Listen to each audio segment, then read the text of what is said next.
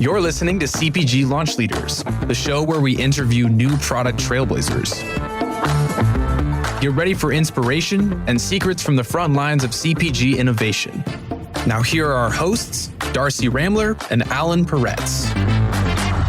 Hi, this is Darcy Ramler, co-host of CPG Launch Leaders. And this week, we're resharing one of my all-time favorite episodes. My co-host, Alan Peretz, and I chatted with Stewart Heflin, SVP and General Manager of Quest Nutrition. I love this episode because Stu is truly passionate about what he does, and to me, his excitement is beyond contagious. It made for a fantastic interview, and he shared so many great insights into how Quest differentiates from competitors and maintains brand cohesion in a competitive market. I hope you enjoy. Let's get this thing started. Stewart, it's great to have you on. We love to start each episode with the same question. Currently, what new products have caught your eye or your attention in the market? Darcy, it's great to be here. Alan, it's great to be here. Great to see you. And I'll answer that question in a second. But I wanted to do two things first. One is congratulate you guys on this awesome podcast, CPG Launch Leaders, and just tell you how much of an honor it is for me to be on it. And I think this is only episode 2. So assuming it makes the cut, I'll be one of the earlier guests on this podcast, which I'm sure is going to blow up after this. So thank you for having me. And I'm really excited to be on here. The second thing I would say, just a little bit of a disclaimer. I'm going to talk a lot about Quest and the journey. I'm not intending to say that I did everything or I'm the only one that's worked on this. Like, I'm speaking on behalf of the Quest team, both past and present. Now to your question, what kind of products have I seen that have been impressive? And on this one, I'm going to be shamelessly self-promotional. We like shameless. It's okay. I'm really excited about these Quest cheese crackers. These are an amazing snack. You know, if you like, I'm not going to say what brand it looks like this, but these are a better for you version in the sense that 10 grams of protein and only 5 grams net carbs per serving. So this is really exciting. These are doing very well. Another one, overly self-promotional. We've had a lot of success with our protein chips, our tortilla-style protein chips, and we just launched this flavor, the hot and spicy. So for all you heat heads out there, this one is for you. And we're getting a lot of great consumer reaction to these, and folks are loving them. So those are a couple of products I'm really excited about. Is it a salsa meets tortilla chip? It's a little bit more spicier than that. We're like hot. Okay. It's actually really spicy. I'm a hothead myself, right? I actually eat very, very spicy food. And I always hear people say stuff like, you go to a restaurant and they're like, oh, this is spicy. And I'm like, I don't believe it. And most of the time it isn't, right? So we actually tried to make these spicy. I would say they are something that a mainstream person could really enjoy. It's not to the point where it's going to, I can't finish the bag or something like that, but it's right on that edge. So we wanted to walk right on that line, and I think we achieved that with this product. Well, that's what I was going to say, Stewart. You and I worked in the same building years and years and years ago, and I remember 2 things about you. One, you're an amazing marketer, and you've proven that already in this call. And number 2, you and I were the only people who could eat the hottest Yeah, wings, right. if you recall. You and I we share that, and it's something that's kind of never gone away. Actually, I really just love and enjoy spicy stuff. A little bit of how I know if a meal is good if I start sweating a little bit, little beads of sweat start coming. Okay, this is good. I was going to say, you got to dab the forehead. So let's talk Quest. When did Quest decide to expand into new categories beyond bars, and how far back does that go? Yeah, that's an interesting question. I think if you look back over the history, the desire to expand into categories outside of bars was always there. Founders who ran this company for the early part of the history of the brand, they always had intentions of doing other things outside of bars, and they even attempted in some cases to do so.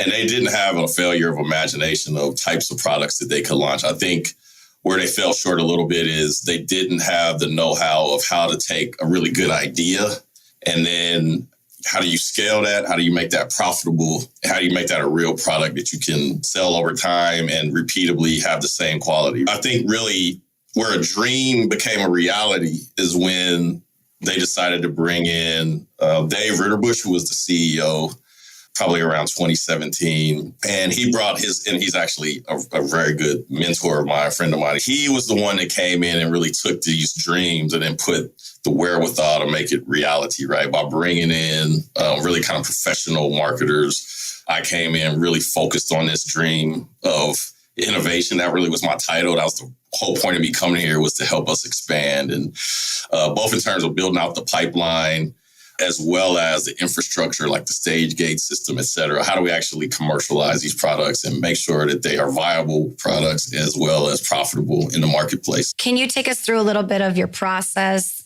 how you decided to go after which categories and so forth? It goes back to the mission of the brand and the mission of the company. And at that time, the mission of the company was, we are on a mission to make the foods you crave work for you and not against you. And so if you think about it, what are all the types of foods you crave? You could just kind of walk around the grocery store. You see all the different candies and baked goods and salty, sweet, stuff that people would call junk food, right? Yeah. And for people who have made a lifestyle choice that they have to avoid carbs, they have to have lower sugar, looking to get higher protein, which is essential in a diet, right? They don't have the opportunity to eat all of those foods. And so it's not very difficult to see how you can look at all these products out here and say, how can I make that? What we like to say at Quest is flip the macros upside down. So you take something that is high sugar, high carb, low protein, then it becomes high protein, high fiber, low sugar, low carb. Flip those upside down. And we've really been flipping the macros upside down on products that people love for many years now and have had a lot of success by doing it. Great. So you knew a whole lot about the bar shopper coming into this as a company. Was the bar shopper the shopper you were going after with these new products, or was it a different shopper?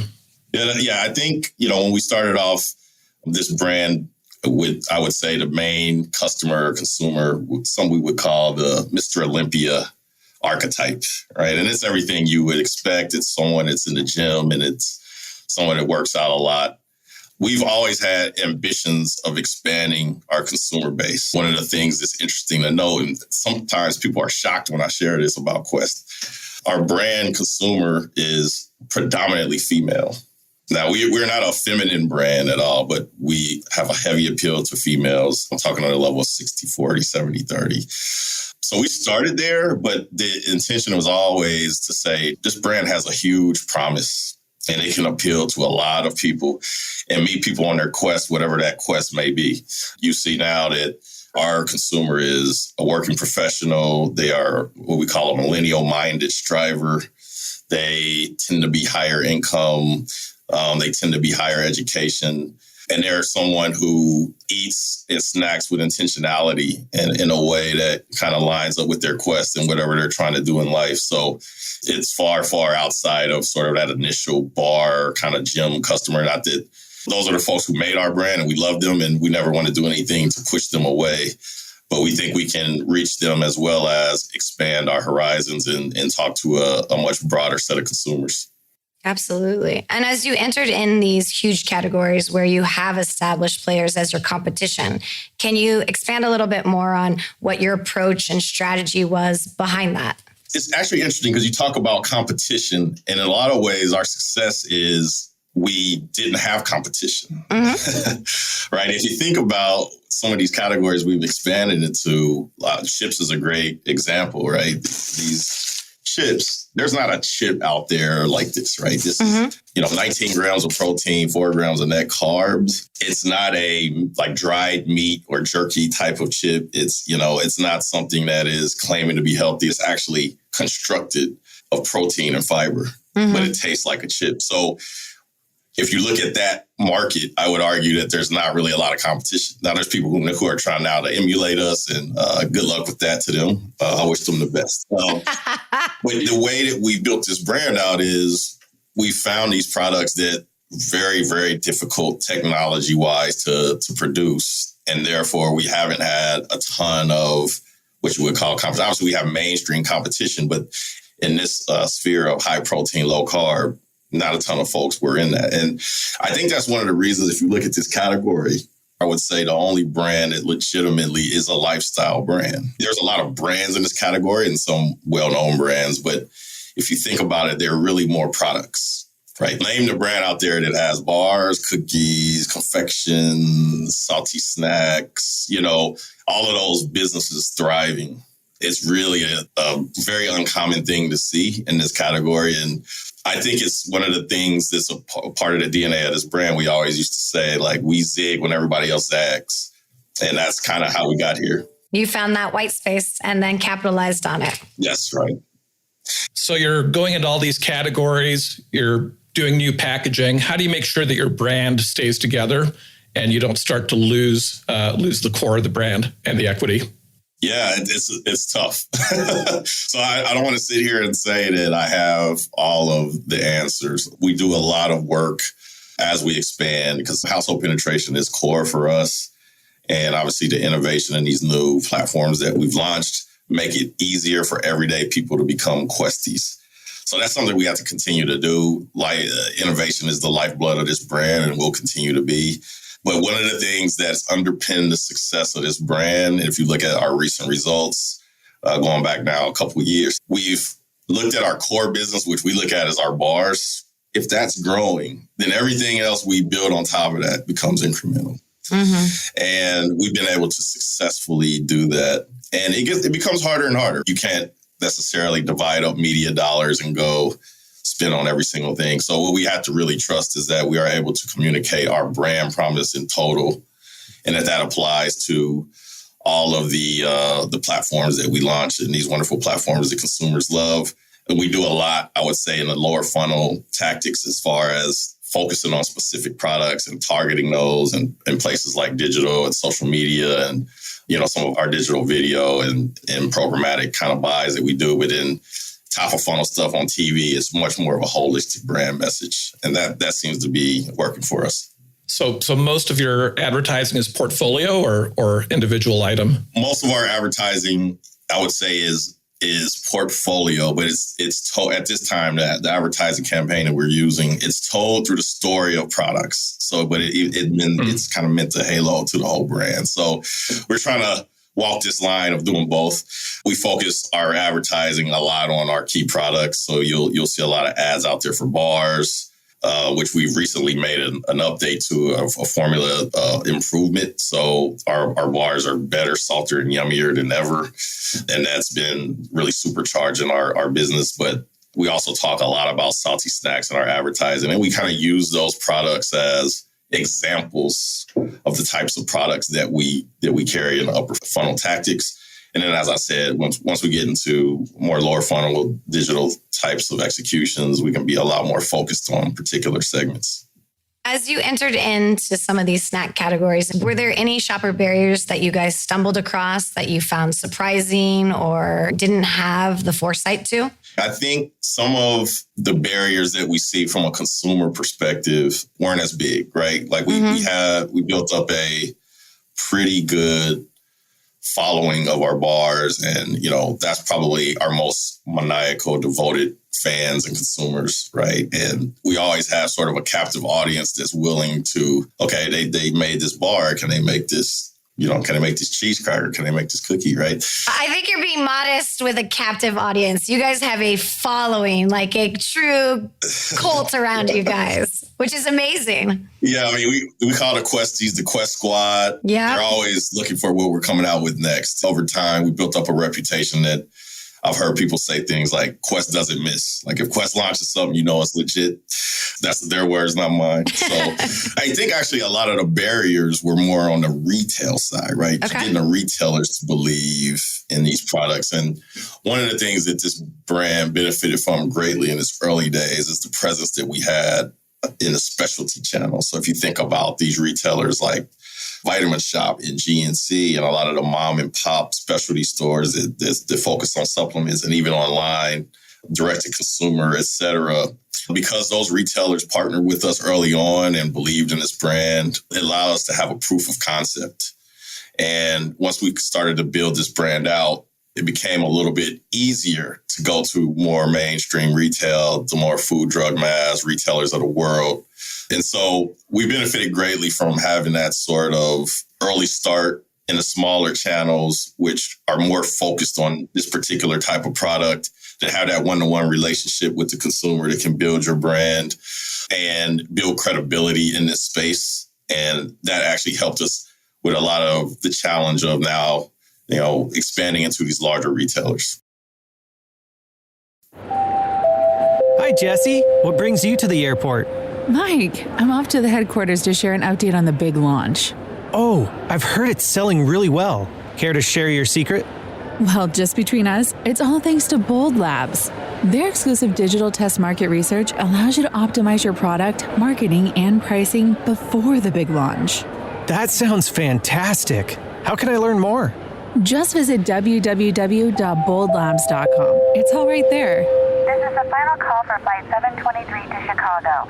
Looks like we'd better go. Thanks for the tip, Jesse. See you soon, Mike. And remember, Bold Labs is ready to help your product soar. So people knew you as a bar. Did being a bar cause any shopper resistance as you moved into other categories? Did the shopper wonder if you could make that move, or was it pretty natural? No, I think the shoppers, they just demand that it's a product that meets their needs and importantly tastes good. I think especially with new folks coming into the category who haven't tried some of our bars, there's a believability barrier. If I show you these chips and I say 19 grams of protein, 4 grams, how good can that really be? If you talk to people who shop the category, not necessarily our brand, but they'll say things like protein products are chalky, protein products, they have an aftertaste. They do some of these things. We look at it as our goal and our mission in this space to show people that you can make a really good product that actually tastes good. Our repeat rate on a brand is above 50%. So once people try this, they're going to come back. We've been able to break those barriers down and to the earlier comment of that consumer, like Quest doesn't miss. So if they came out with it, it must be legit. We might not be the first ones, but we're the best ones when we come out with something like that. As you expanded into new categories, was there a marketing campaign or toolkit or set of tactics that you found to be really successful? I would say we have a secret weapon here at Quest, and that's Simply Good Foods. And that is we have an internal, one is we are what we call a digitally native brand. That's what I call it, a digitally native brand. We're a brand that came up entrepreneurial, scrappy, didn't have TV budgets, didn't have money to run streaming or things like that. And this is a group of folks who early on mastered social media. We were doing influencer campaigns before it really was a buzzword. So we kind of built an apparatus to be able to tell people the news on Quest over time. And then the thing I was going to say, our secret weapon, we actually have a in-house creative team that I work with, and they're actually sitting right upstairs. And they really know this brand in and out. So for every single thing we launch, we have a campaign. It's really insight driven, and we can shoot it inside. We can do all kinds of content. We put out so much content. We have almost 1 million followers on Instagram. And that might not sound like a ton, but if you look at food brands, how many folks are following on social media? It's nowhere near that, right? So for every single campaign that we've had, every product we've launched, I feel like we've had amazing content produced, been able to put the word out in social media, and particularly early on with influencers, both paid and unpaid influencers as well. But obviously, as the years have gone on and we've been able to invest more in marketing, we have started to really go on those upper funnel channels like TV, linear TV, cable, broadcast, streaming is big for us. The campaign I was telling you about, Alan, earlier, what we call our Way Bigger campaign, which is this idea that it's way bigger than a bar, it's a quest, right? That's really the message that we put out there, and it kind of holistically covers this brand. From all the testing we've done and research we've done, we know that that's resonating with consumers. All that in-house capability must give you a big speed advantage. Oh, it's absolutely a huge advantage. We can move fast, and not only fast, the just sheer amount of content we can put out. And I know you said when you started there, you guys were able to find the white space and really capitalize on that. But as you continue to grow as a brand and the categories are getting more competitive and more competitive, as we all know, up and coming trends and health is on the focus of most consumers' minds. Can you talk a little bit about how you guys differentiate to your consumers or your retailers and what that looks like? The best innovations always are comprised of two things. One being a strong consumer insight or sort of understanding of what's happening, right? An unmet need that we talked about. But the other side of that is for it to really work, you have to have a strong technical insight or technical right to succeed in that space. And I think that combination of things is really where it's hard for some competitors to compete with us. I'm not going to get too deep into our technical process and things like that, but our R&D team, led by Jeremy Ivey, is best in class. And our ability to understand protein and how to work with it and how to create these products. A lot of people have ideas of things they want to launch, or would it be cool if we could do this? Would it be cool? Can you make it shelf stable? Can you make it taste good? Can you make it profitably? Can you scale it? That's where I would put the money on us. And that's where it's been really successful for us. Great. So changing gears a bit, making tough decisions is something that we all have to do. What's one of the hardest ones you've had to make being at Quest? We actually have made some decisions that are tough. Like I would say we recently licensed our pizza business. It's a great business for us. It really proves how far this brand can stretch and how this can, if there's anything that shows this brand isn't just a bar brand, right? You can make a pizza and it's successful. But at the same time, when we look at where we play and where the scale is and where we have real expertise, that was a decision that we made. We love that product so much and we love to work on it. And there's a lot of passion behind it. But it was the right thing to do for our organization to let a partner handle that one. They've been doing a great job with that business. And so as we kind of expand onto this and talk about innovation and what you guys have been doing at Quest, what has been one of the number one surprises that you've come across venturing into new categories and expanding a brand? Is there any aha moments that you've had that said, I did not see that coming? I'll stick with pizza for that one, actually. We decided to launch a pizza and we had this dream and the team before me had kind of started it as well. But we were just trying to find a retailer to try this with us, right? Just give us a test market and see if it works. And we found a really strategic retailer that they honestly had more of a vision for this product than even we did. And so we were trying to get 500 stores. They were like, no, how about we just go right out and put it in all stores? And keep in mind, we had no expertise about frozen, how to make a pizza, about frozen supply chains, about any of this stuff. We were just learning as we go.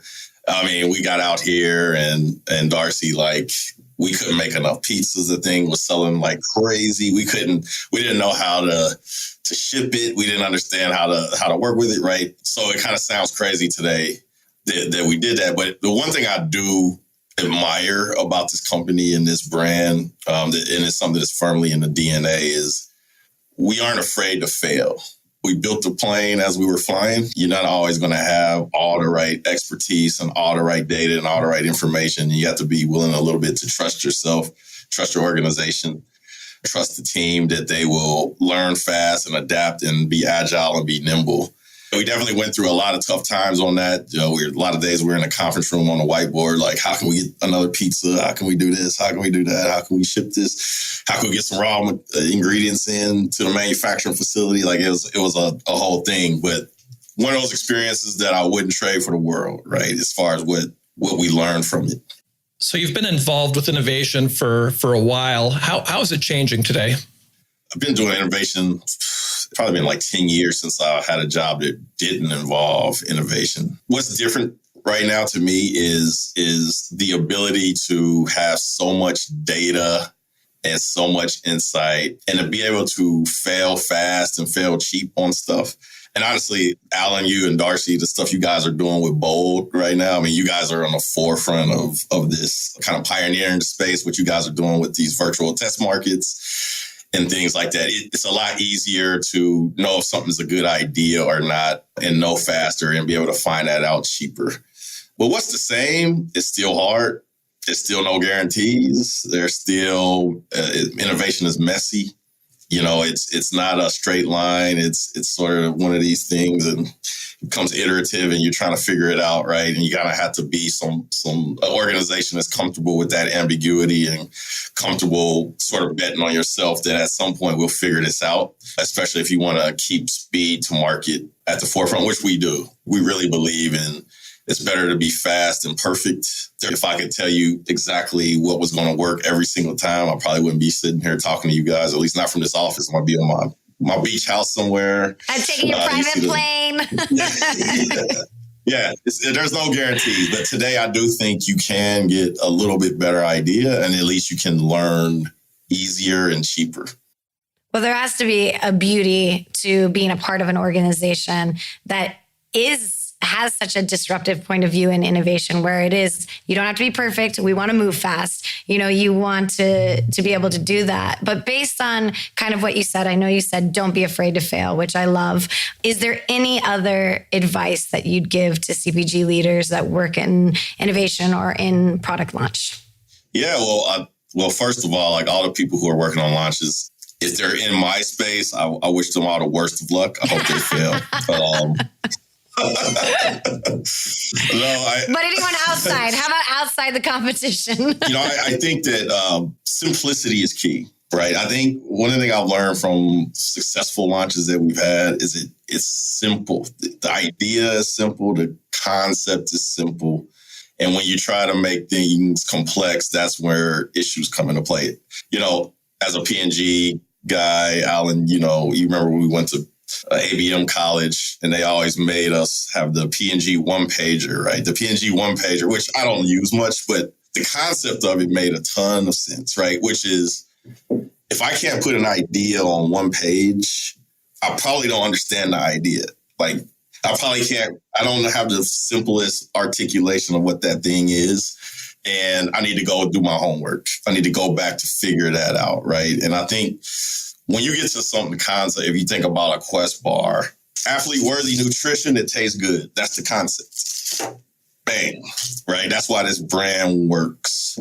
When you start to get to, it's this and it's that, and it also has this bell and whistle, and it also does this thing, and there's 14 RTBs, and you're probably going to a space where this isn't going to work. You're talking to yourself. The consumer, it has to be very clear what you're trying to do for these things to work. So I know in the process of innovation, right, there's a lot of different data. There's a lot of different things that come into play and different perspectives and points of view and what's going on in the marketplace. But at some point, you have to be able to distill that down to something simple for it to work.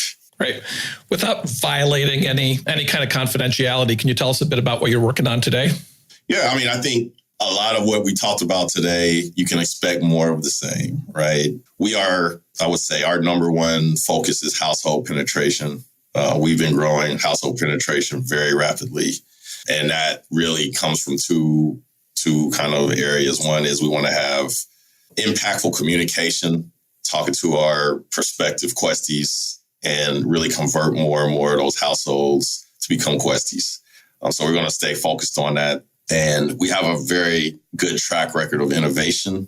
As I said, innovation is the thing that makes it easier for everyday people to become Questies. And so all these products I showed you today, like the cheese crackers, hot spicy protein chips, there's going to be a lot more of that stuff coming. Obviously, I can't tell you what, but we're working very hard to create this lifestyle brand that really works for so many people, and it helps people on their quest, whatever that quest may be. So that's what I'm up to, and that's what we're focused on every day. Amazing. Lots of more awesome products to come.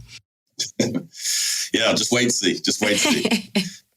Well, Stewart, thank you so much for sharing your story and the journey of Quest's category expansion from bar to a lifestyle brand. Stories like yours remind us to keep innovating, stay inspired, and let's continue to redefine the world of CPG innovation.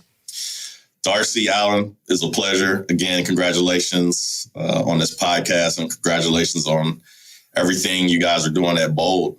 And can't wait to talk to you guys again soon. Thank you, Stewart.